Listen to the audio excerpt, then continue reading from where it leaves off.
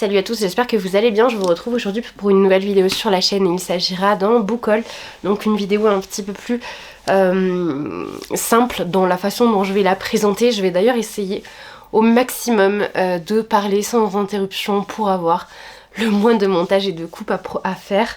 Donc je suis désolée si par moment vous avez le maintien de certaines hésitations concernant un titre ou un autre. Je vais faire de mon mieux, mais je ne peux pas vous garantir la fluidité constante de mes propos. Autre précision, il y a très peu de service presse dans ce book haul. Je tiens à souligner toutefois que, et j'en ai déjà parlé dans un vlog, j'ignore s'il sera déjà sorti, je peux comprendre que certaines personnes n'apprécient pas le fait de voir des services presse sur la chaîne, mais dans l'absolu et en soi je m'en fiche un petit peu, puisque ces services presse c'est majoritairement ce qui me permet de constituer une bibliothèque pour ma classe et pour mes élèves.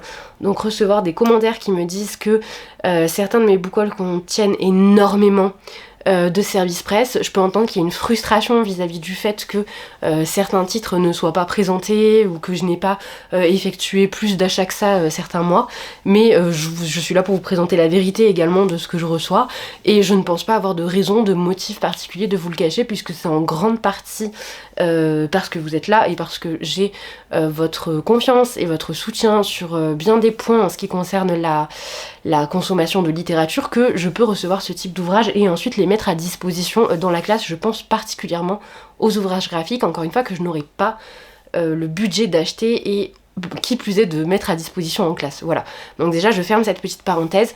Aujourd'hui, pour les gens qui sont vraiment frustrés et énervés à l'idée que je présente beaucoup de services presse, sachez qu'il n'y en a quasiment pas.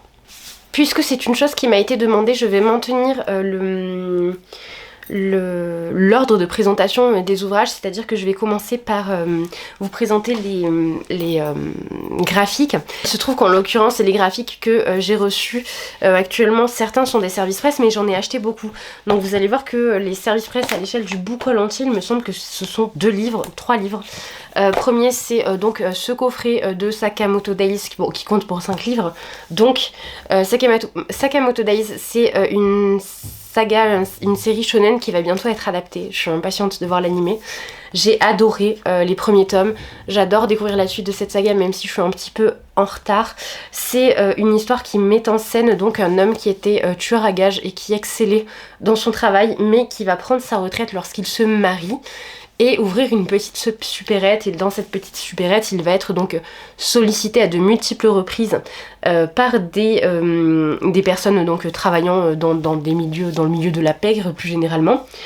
Mais c'est vraiment super drôle, c'est extrêmement bien pensé et ça reprend toute la veine de ces espèces de shonen nouvelle génération où vous avez des thématiques qui sont beaucoup plus adultes mêlées avec des choses donc qui sont plus classiques dans l'univers du shonen, et j'aime beaucoup.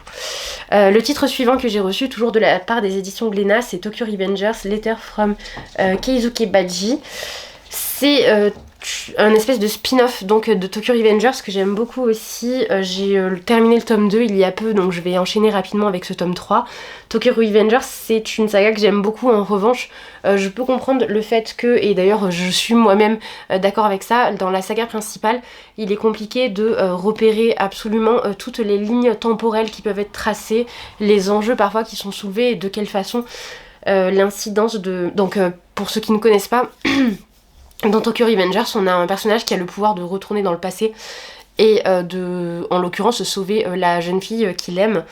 Et en fait, ce pouvoir, il va en user à de multiples reprises et au bout d'un moment, les trames temporelles sont un petit peu complexes à suivre.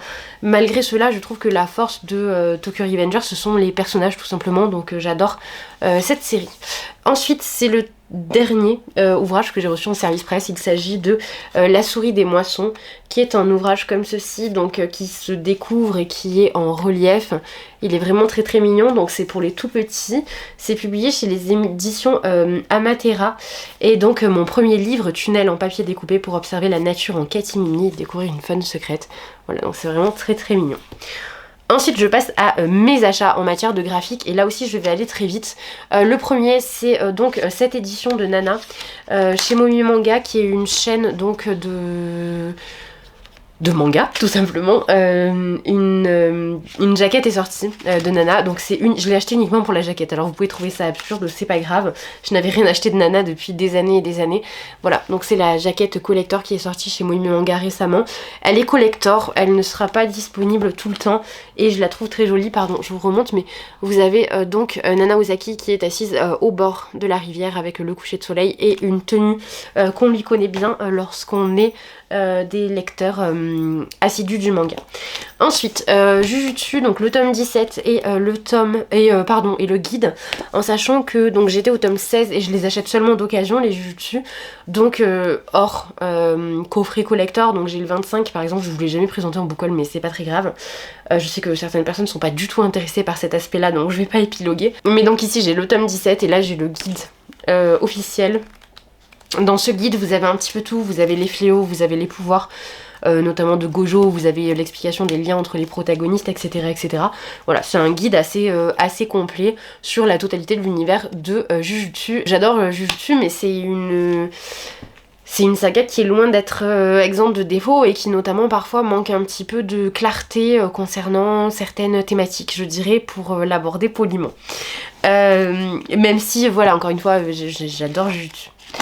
Made in Abyss, le tome 1, que je cherchais depuis un petit moment et que j'ai trouvé au prix de 3 € dans une boutique à Clermont, donc à Easy Cash.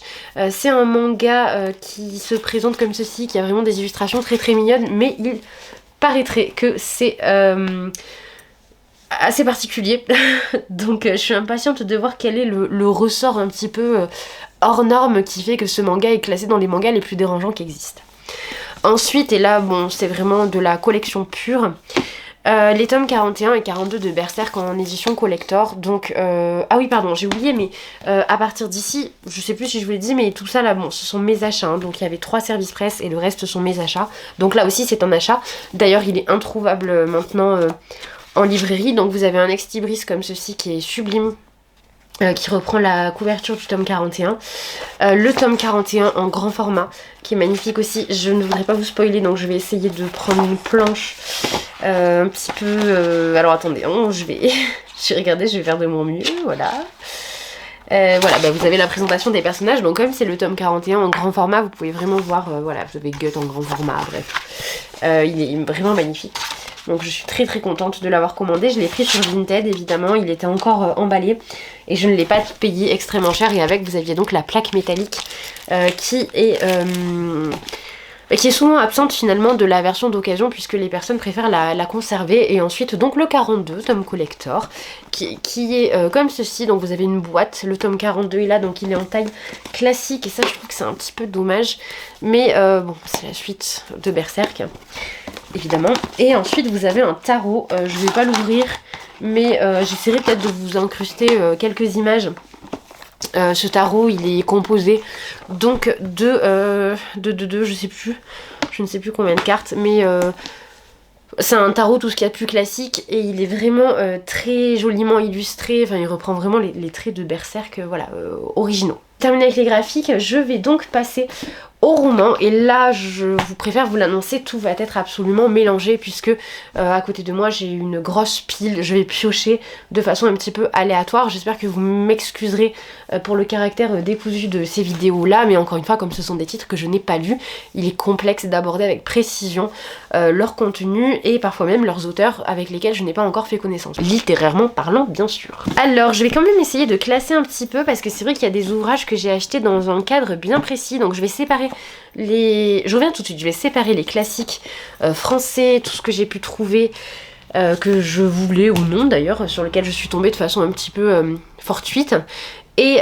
ce que j'avais vraiment prévu d'acheter pour vous faire des vidéos thématiques à partir de janvier. Je commence par des petits essais un petit peu plus politiques avec... Alors, je suis curieuse de voir quelle forme Suran a pu donner à ce texte-là.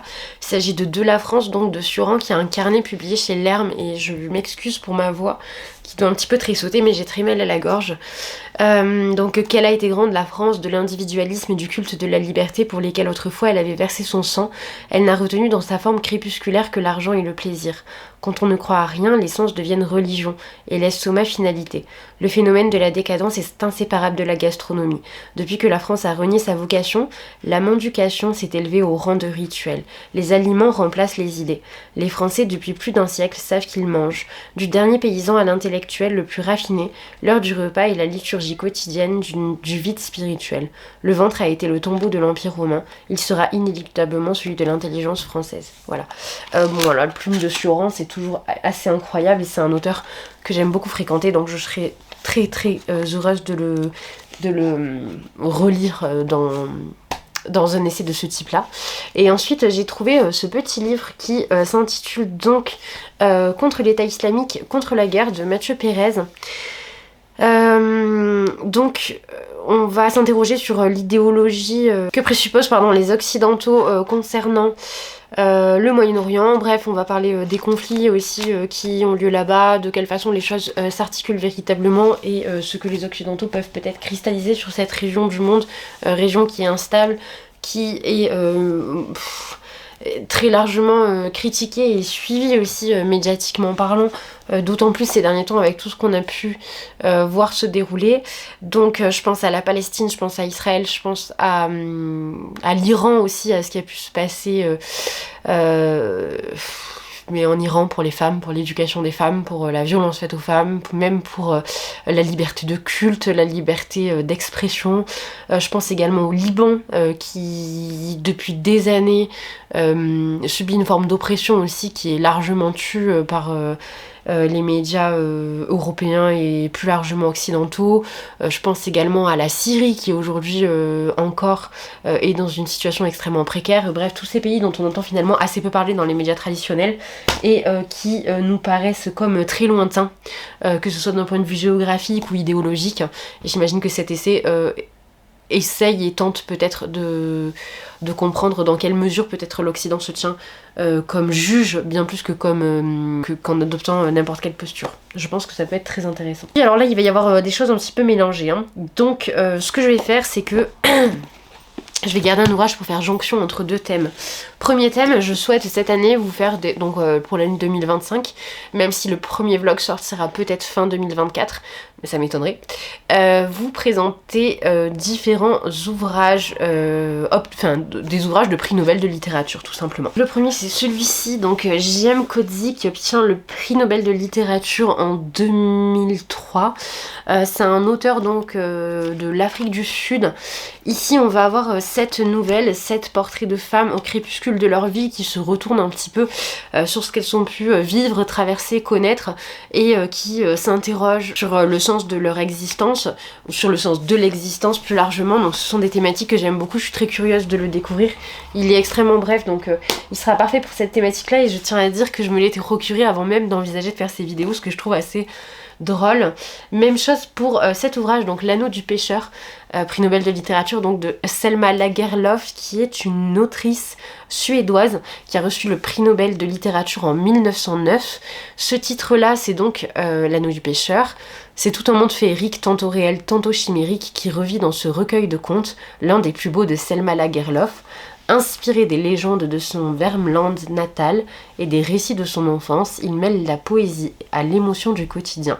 Les personnages, pasteurs, vagabonds ou paysans, entretiennent avec le passé et les morts une relation naturelle et séculaire.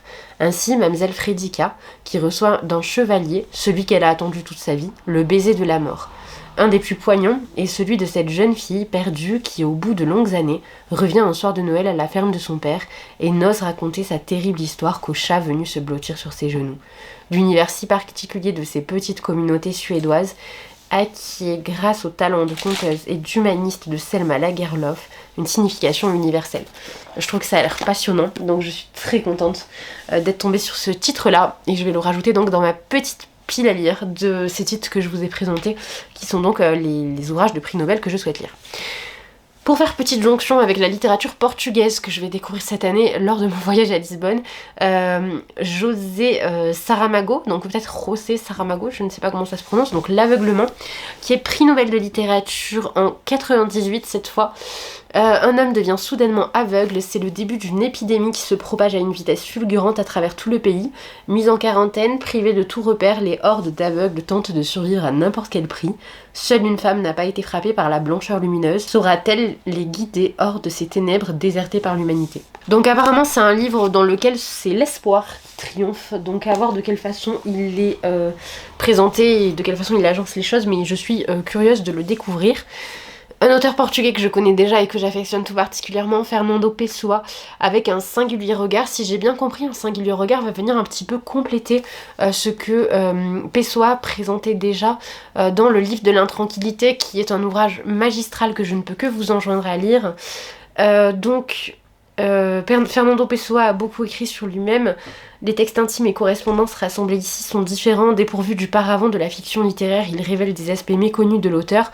On suit dans cet autoportrait passionnant et souvent impitoyable la progression d'une adolescence chaotique jusqu'à une maturité magistrale, lente éclosion, traversée par une angoisse et une solitude poignante de l'une des personnalités les plus fécondes de notre temps. Et vraiment c'est un grand monsieur Fernando Pessoa, je vous invite à découvrir tout ce qu'il a pu écrire et faire. Et donc on nous indique derrière un singulier regard peut être lu comme un prélude à l'œuvre de Fernando Pessoa et le complément de son chef-d'œuvre, le livre de l'intranquillité. Et oui, c'est un chef-d'œuvre. Vraiment, lisez-le. Dernier ouvrage pour cette vidéo concernant la littérature portugaise, il s'agit de J.M. Essa de Queiroz, Les Mayas, qui m'a été chaudement recommandé sur Instagram quand j'ai demandé à découvrir, quand j'ai demandé des sites pour découvrir la littérature portugaise. Ici on est sur quelque chose d'un peu plus conséquent, on est sur une véritable forme romanesque. Et je n'ai jamais entendu parler de ce titre-là, ni de cet auteur, avant de me pencher vraiment sur la question. Donc Jorge Luis Borges, considéré Essa de Queiroz comme un des plus grands écrivains de tous les temps. Les Mayas, paru en 1888, est indubitablement son chef-d'œuvre. Il appartient au genre des romans cycliques où l'on suit le destin non seulement d'une personne, mais d'une famille, précédant ainsi les Button-Brooks de Thomas Mann. Le nœud de l'action est une sulfureuse histoire d'amour dans le goût romantique, mais le grand intérêt du récit est ailleurs, dans la peinture d'une société bourgeoise décadente. Dans l'évocation de la ville de Lisbonne qu'arpente le héros, Carlos de Maia, de la rue des Ravelas Verdes. Enfin dans le personnage d'Ega, type du portugais cultivé, hyper conscient, cosmopolite, enclin à dénigrer son pays auquel il est profondément attaché comme Essa lui-même.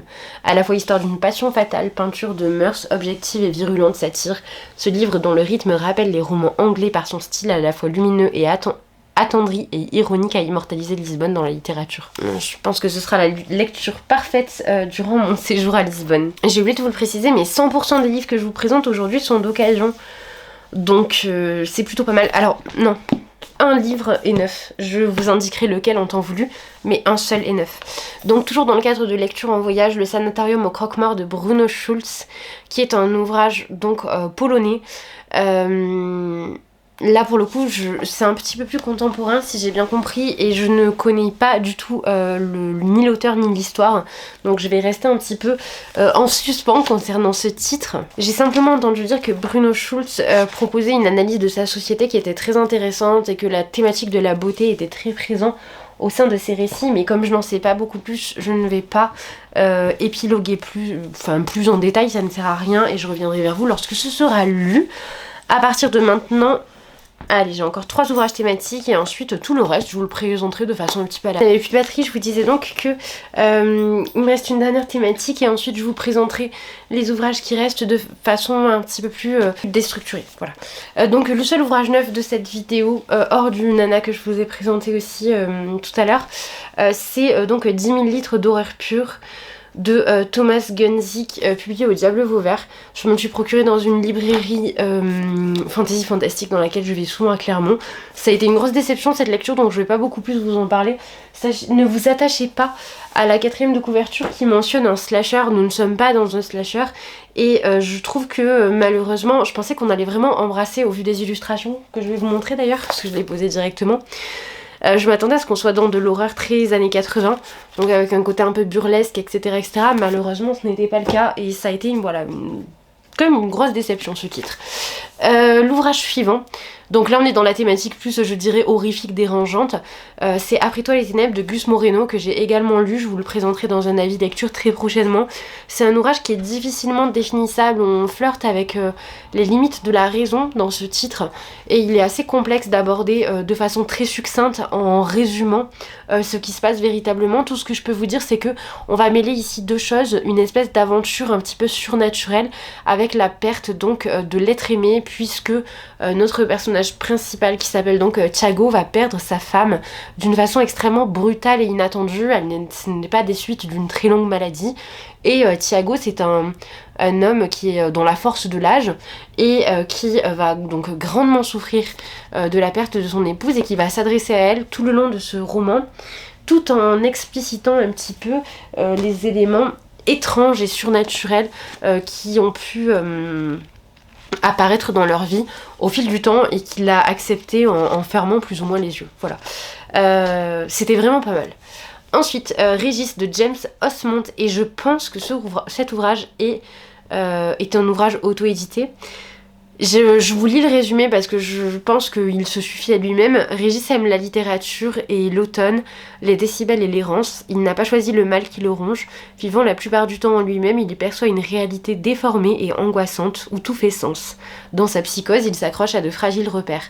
Des personnages sans nom, des impressions sans fondement, des chansons sans espoir. Pourtant, peu de temps avant les attentats du 13 novembre 2015, le retour d'un mystérieux persécuteur va faire vaciller son équilibre précaire jusqu'au point de non-retour. Voilà, je trouve que ça a l'air très intéressant et c'est assez mystérieux aussi, donc je verrai exactement ce qu'il en est. Je passe maintenant à tout ce qui est littérature. Alors il y a de tout, il y a beaucoup de littérature classique. Je vais commencer par là d'ailleurs, mais je pense que quasiment tout peut aller dans la littérature classique.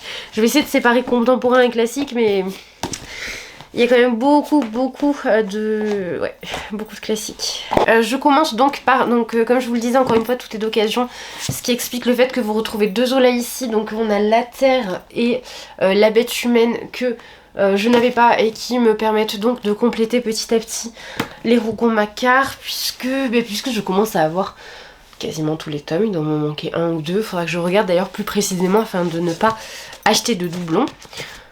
Ensuite, on a Balzac avec La recherche de l'absolu. Je l'ai pris dans cette édition-là parce que j'ai une très très vieille édition, me semble-t-il. Je ne sais même pas si je ne l'ai pas déjà revendu, laissé en boîte à livres ou donné à quelqu'un. Donc voilà, je l'ai repris. J'aime énormément ce titre, je le trouve extrêmement élégant. Je suis impatiente de me plonger dans ce titre-là, même si il faut absolument que je regarde à quelle partie de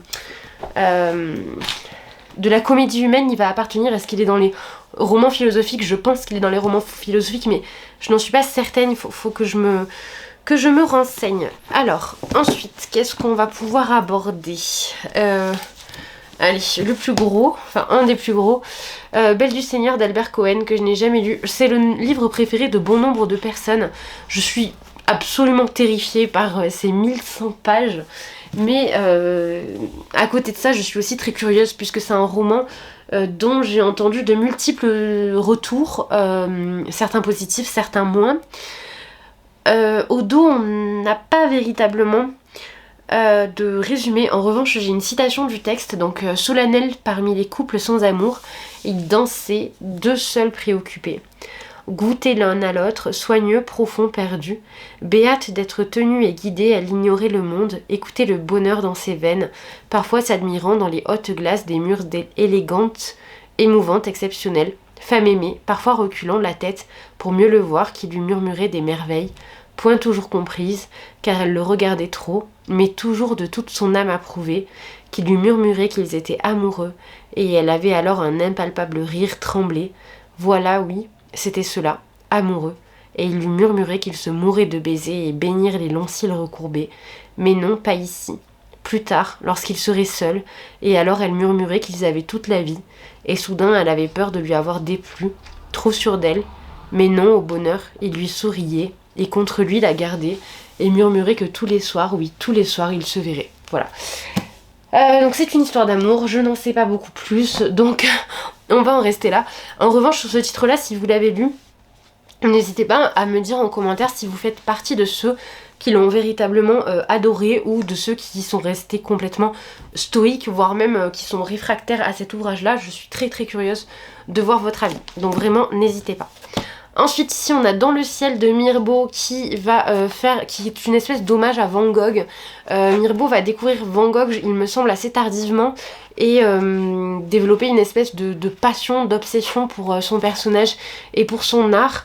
Donc c'est Mirbeau et ça parle de Van Gogh, je pense que ça peut être intéressant. C'est pour cette raison que je me suis procuré en sachant que c'était un lot Vinted, que je vais d'ailleurs vous présenter tout d'un seul coup. Comme ça au moins ce sera fait, puisque je l'aborde plus en détail dans un vlog me semble-t-il, donc on y reviendra. Donc dans la même édition que Dans le ciel d'Octave Mirbeau, je me suis procuré Le diable amoureux de Jacques Cazotte. Donc ça c'est dans le cadre d'un travail que j'aimerais beaucoup faire sur une vidéo qui parlera de la figure du diable dans la littérature. Donc la figure du diable d'un point de vue symbolique mais aussi d'un point de vue concret, c'est-à-dire avec une véritable apparition du diable à un moment donné dans un titre. Et bon, ce titre était tout indiqué. Ici on est dans une histoire d'amour assez particulière puisqu'on a un homme qui va convoquer le diable et qui va se retrouver aux côtés d'une femme absolument somptueuse dont il va tomber éperdument amoureux. Je n'en sais pas beaucoup plus. Ensuite, nous avons ici Le Guetteur de chez Joseph Chéry dans Le Fameux, qui est notamment l'auteur de Carmilla. Je ne connais pas du tout ce titre-là, il s'agit d'une nouvelle. Cette nouvelle, elle a été beaucoup appréciée lors de sa sortie, elle a un petit côté terrifiant, je n'en sais pas beaucoup plus, je n'ai pas cherché à le savoir, je dois le reconnaître. Je préfère rester un petit peu dans l'expectative et garder potentiellement l'aspect surprise de l'œuvre. Toujours dans ce lot Vinted, Le Château dangereux de Walter Scott, qui va être un ouvrage un petit peu horrifique me semble-t-il, je n'en sais pas beaucoup plus. Donc on est sur une lande désolée dans laquelle se trouve donc un château, des choses mystérieuses s'y produisent. En général c'est tout ce que j'aime, donc nous verrons bien. Dans le cadre toujours de cette vidéo sur le diable et dans le même lot Vinted, j'ai trouvé Les Élixirs du diable de E.T.A. Hoffman, qui est publié ici donc chez Libretto. J'aime beaucoup la couverture. Donc aux côtés du Moine de Lévis et du Melmoth de Mathurin, qui est dans ce boucle ou le prochain boucle? Dans le prochain boucle, parce que j'ai séparé mes achats en deux. Les Élixirs du diable figurent parmi les chefs-d'œuvre absolus du roman noir de la période romantique. Pour Hoffman, ce récit de toutes les indécences et de tous les excès n'était rien de moins que le pivot secret autour duquel devait s'orienter toute son œuvre de conteur. Ce qui est top aussi, c'est que cet ouvrage il va me servir dans le cadre donc de deux vidéos, la vidéo sur le romantisme et la vidéo sur la figure du diable. Et sachez que très souvent, ces deux aspects-là sont intimement mêlés au sein des œuvres, ce que je trouve vraiment passionnant. Ensuite on a ici le journal du docteur Faustus de Thomas Mann, que j'avais également pris pour potentiellement l'aborder dans cette vidéo là, mais je ne me suis pas du tout renseignée avant, et au vu de ce qui est exposé on est plus ici dans quelque chose donc qui est de l'ordre du journal, mais du journal un petit peu véridique de ce que je comprends, puisque c'est un roman philosophique mais qui va vraiment exprimer donc les souffrances de la Première Guerre mondiale au travers de son texte. Donc j'ignore s'il va y avoir cette dimension un petit peu romantique et ce véritable appel au Faust de Goethe que j'attendais. Nous verrons bien, mais j'imagine que l'emploi de toute façon de Faustus ne peut pas être fortuit et qu'il se justifie nécessairement, surtout connaissant voilà, Thomas Mann, qui est quand même un auteur qui nous propose en permanence dans l'exposition de ses œuvres une culture littéraire qui est conséquente. Ensuite, donc dans le même lot, Alexandre Griboyedov, Du malheur d'avoir de l'esprit, qui est une comédie, donc du théâtre, traduit par André Markovitz, comme toujours, donc dans les éditions poche de chez Actes Sud, donc Babel. On est dans une histoire d'amour ici aussi. On est dans un Moscou qui est défini comme étant patriarcale et corrompue. C'est une histoire qui se déroule dans les années 20. Alors c'est une comédie qui finit mal de ce que j'en sais, et il me semble que c'était la seule œuvre de l'auteur, mais à confirmer. Le dernier livre de ce lot Vinted, c'est Rachilde, la tour de l'amour. Je n'ai jamais lu Rachilde, donc autrice du décadentisme, mouvement que je connais très mal. Ce sera l'occasion de la découvrir avec ce titre-là. Je vous en dis pas beaucoup plus parce que je n'en sais pas beaucoup plus sur la question et je préfère là aussi me garder toute surprise possible. Je vais continuer donc avec tout ce que j'ai pu trouver dans les librairies d'occasion. Donc les librairies d'occasion que je fréquente, je pourrais vous faire une liste d'ailleurs, mais On bouge énormément, donc majoritairement on va donc à Alès, on va à Montpellier, on va à Clermont-Ferrand, on va sur Mende, on va à Nîmes, on va à Avignon, on va dans les vide-greniers, donc majoritairement celui de Villeneuve-les-Avignon que j'apprécie énormément. On va dans des vide-greniers aussi dans les villages du Gard lorsqu'on descend voir ma maman. Bref, on va un petit peu partout, donc il faut savoir que dès qu'on se promène quelque part et qu'on tombe sur une librairie d'occasion, bien évidemment, je suis dans la grande joie de passer un moment en librairie et je me permets des achats que je ne pourrais absolument pas me permettre en achat neuf. Et je dois reconnaître que la ville qui présente le plus grand potentiel en ce qui concerne les achats de livres d'occasion, c'est Clermont-Ferrand. Chaque fois que nous allons à Clermont-Ferrand, je rentre avec une vingtaine de livres et j'ai dépensé une trentaine ou une quarantaine d'euros. En sachant que dans ces livres, j'ai parfois des BD, parfois des mangas, parfois des ouvrages aussi nettement plus classiques mais peu traduits et difficiles à trouver. J'ai aussi parfois des éditions qui sont un petit peu particulières, comme notamment le Charlie de Stephen King que je vous avais présenté il y a un moment, alors je ne pense pas que vous vous en rappeliez, mais en tout cas ça me permet de trouver des titres que je cherche à des prix défiant toute concurrence, et je trouve que pour un budget livre sur un week-end où on promène dans Clermont, où on fait 5-6 librairies d'occasion, que je rentre avec encore une fois une quantité de livres assez conséquente, pour 30-40 euros, c'est top, voilà. Mais c'est aussi ce qui fait que j'ai beaucoup de livres dans ma palle, de plus en plus, et que je ne sais pas si vous aurez déjà vu le vlog en question, mais en théorie vous l'aurez vu. J'ai grandement vidé mes bibliothèques parce que maintenant j'aimerais n'avoir en ma possession que des ouvrages que je souhaite véritablement lire et que je ne considère pas comme une potentielle perte de temps, voilà. Donc ce qu'on va faire, c'est que je vais d'abord faire les gros classiques. Le premier, c'est Les Trois Mousquetaires de Dumas. Je l'ai simplement pris parce que moi je l'ai en découpe en plusieurs tomes avec les couvertures du film que je n'aime pas du tout. Enfin, j'aime pas les couvertures du film, des films. Donc je trouvais que c'était bien de l'avoir en édition intégrale. Voilà, c'est juste pour ça. Et celui-là, pour le coup, je l'ai acheté dans une boutique dans laquelle vous payez 10 euros les 4 livres. Donc j'ai pris, il y avait Les Trois Mousquetaires, avec celui-ci j'ai pris Salammbô de Flaubert, que j'ai déjà lu pour un séminaire. C'est le seul livre de Flaubert que je n'aime pas. Je pense qu'il mérite relecture, voilà, donc j'étais contente de le trouver. Salammbô, c'est ce fameux ouvrage qui commence par ce célèbre incipit que vous connaissez peut-être, qui est donc c'était à Mégara, faubourg de Carthage, dans les jardins d'Hamilcar. Les soldats qu'il avait commandés en Sicile se donnaient un grand festin pour célébrer le jour anniversaire de la bataille d'Eryx, et comme le maître était absent et qu'ils se trouvaient nombreux, ils se mangeaient et ils buvaient en pleine liberté. Voilà. Donc c'est un roman, encore une fois, que j'ai étudié en séminaire à la fac et que je n'avais pas apprécié, alors que Flaubert est toujours ma grande histoire d'amour en matière de littérature. Un ouvrage que je ne connaissais pas du tout, qui va aussi faire partie du lot de 4 pour 10 euros dont je vous parlais, c'est celui-ci. Donc Armance de Stendhal. Je suis dans une redécouverte un petit peu de Stendhal, puisque je dois lire Le Rouge et le Noir pour un séminaire, enfin pour un cours à la Sorbonne en janvier. Je dois le relire en réalité, puisque je l'avais lu pour mon année de première. Et bon voilà, je suis tombée sur celui-ci, je me suis dit pourquoi pas, d'autant que je ne le connais pas du tout. Donc je vous parlerai comme à moi-même, dit Octave avec impétuosité. Il y a des moments où je suis beaucoup plus heureux, car enfin j'ai la certitude que rien au monde ne pourra me séparer de vous.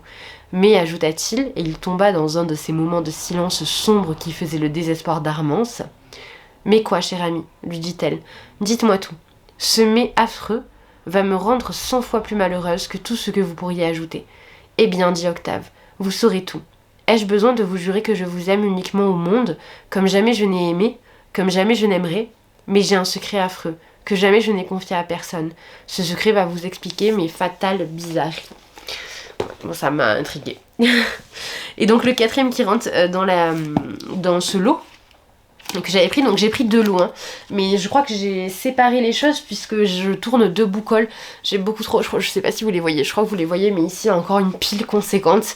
Je ne pouvais pas tout mettre dans le même boucole, je trouve que c'est beaucoup trop long, que ce soit à monter pour moi et à regarder pour vous, donc j'ai divisé un petit peu la chose. C'est celui-ci, donc Les Amours de Psyché et de Cupidon, précédé d'Adonis et du Songe de Veau, et c'est de La Fontaine. Donc je ne savais absolument pas que La Fontaine s'était adonné à autre chose que la fable. On le connaît pour sa réputation de fabuliste, tout simplement.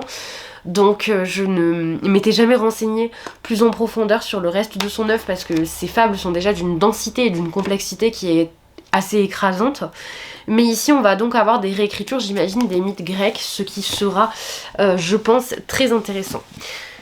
Donc ensuite, autre magasin dans lequel je me rends toujours, c'est Bookin, donc c'est un magasin d'occasion aussi. Là pour le coup les ouvrages sont en moyenne à 3 € et j'ai trouvé pas mal de choses, même si, attendez, parce que je vois là qu'il y a quand même pas mal d'ouvrages qui viennent de... là j'ai 2 ouvrages qui viennent d'Alès, mais tout est un petit peu mélangé. 3 ouvrages qui viennent d'Alès, 4 ouvrages qui viennent d'Alès, 4 ouvrages qui viennent d'Alès.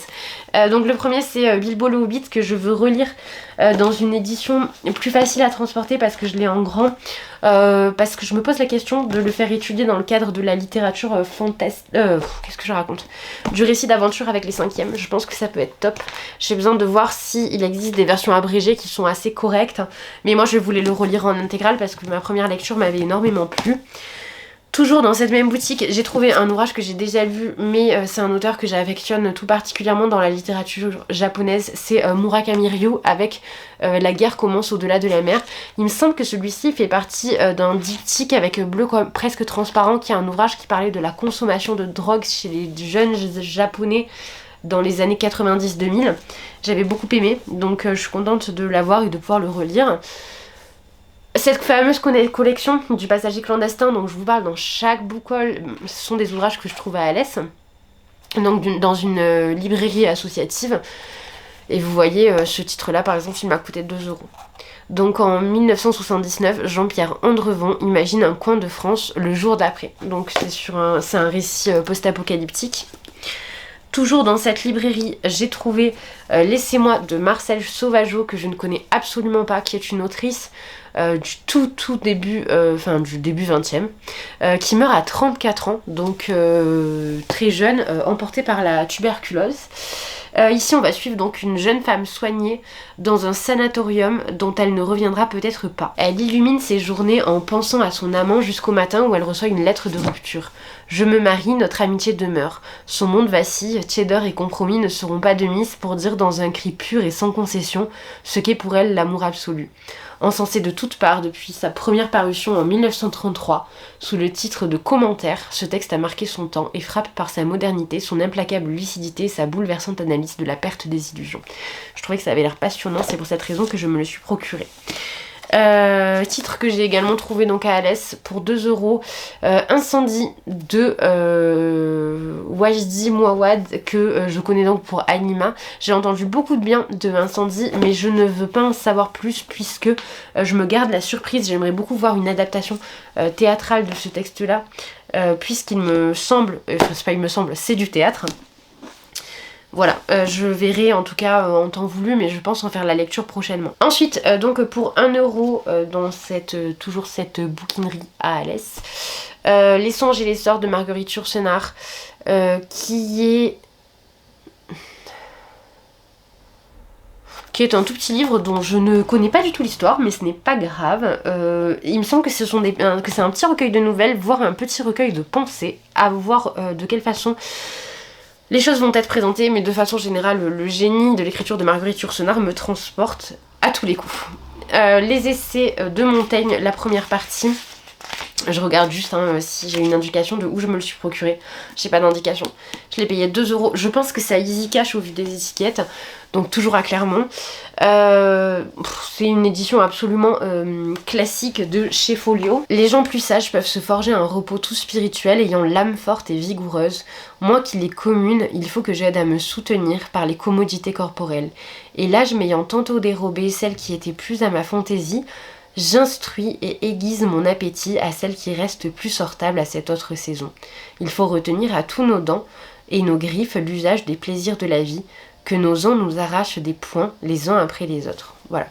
Bon, je n'ai jamais lu dans son intégralité ce texte de Montaigne, mais j'en ai exploré quelques fragments et je dois reconnaître que c'est absolument transcendant, même si c'est assez exigeant. Et j'ai terminé pour ce book haul, en tout cas pour celui-ci.